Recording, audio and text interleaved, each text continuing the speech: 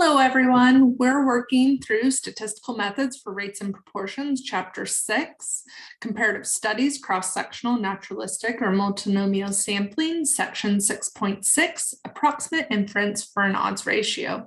We're looking at subsection 6.62, Confidence Intervals. We're going to go with the same example that we've been looking at, where A is a maternal age of less than or equal to 20 years, and not being an A is maternal age greater than 20, and B is low birth weight, being less than or equal to 2,500 grams, about 5.51 pounds, and not being in B means a birth weight that is greater than 2,500 grams. So we set up our data set, and we see that we could create a table between maternal age and birth weight. And this table is represented in this section of our book.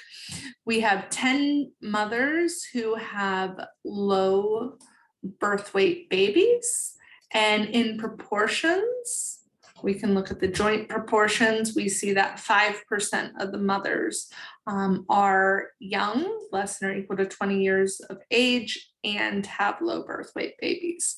We can create our summaries of these tables and pick off information such as the joint proportions, that's P11 through P22.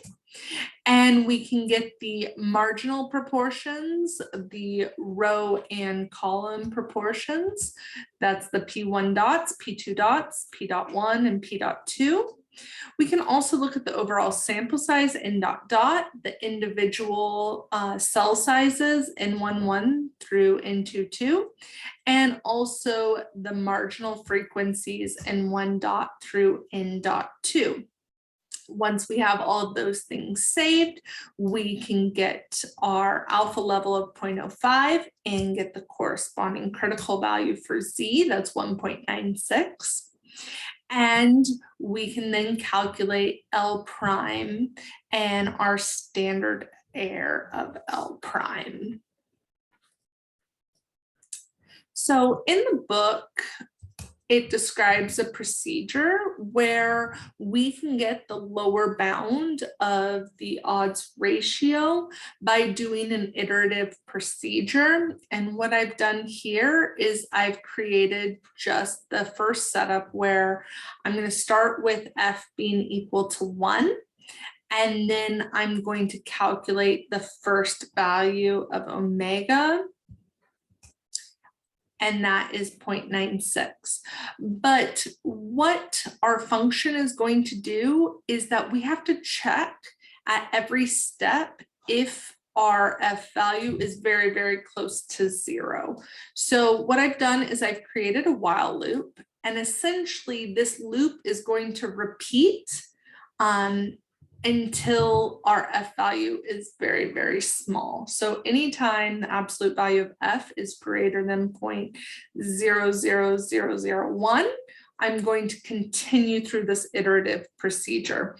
So these equations are given in this section from equation 6.67 all the way through 6.73, and then it goes on to give you the values of A and B, W, F, T, U, and V to carry out this iterative procedure. So what I've done is I've put these equations into a loop, and once you do this, this whole function, this get WL, that is going to give us our lower bound of the confidence interval. I've also had it print every single time what the estimate of the lower bound is at each iteration so that I can know that my function is working properly. And then when I finish, I'm going to also get all the values, the final values of A, B, W, F, T, U, V, and the chi-square statistic for this procedure. So I run these two functions through, And once again, these are provided in the book. And then I'm going to just start out with a value of f equals 1.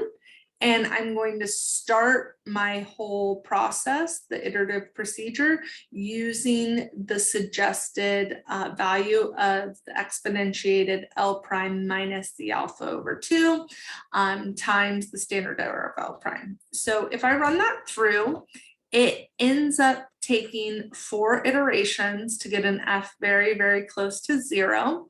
And so the value of the lower bound is going to be approximately 0.86. Now, if I want all of the final values of A and B, W, and so on, I can run my get equation underscore L. And here I can see all the corresponding values of the final values of A, B, W, F, TUV, and then the expected cell sizes from capital N11 to N22, as well as the chi-square statistic. All right, we're going to do the same thing for the upper bound. The only difference in these equations, there's a slight modification, is that now we do plus the alpha 2 times the standard error.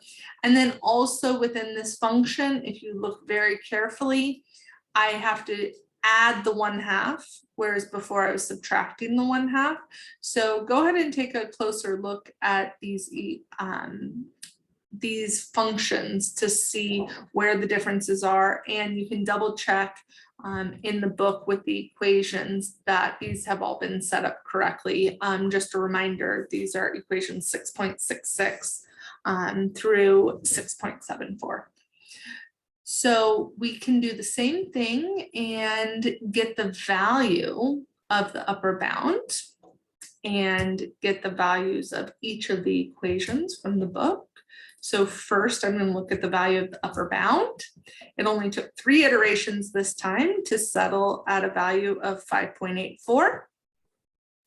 And at that value of 5.8394, I can get all of the last values of A, B, W, F, T, U, V, the expected cell counts, as well as the chi-square value.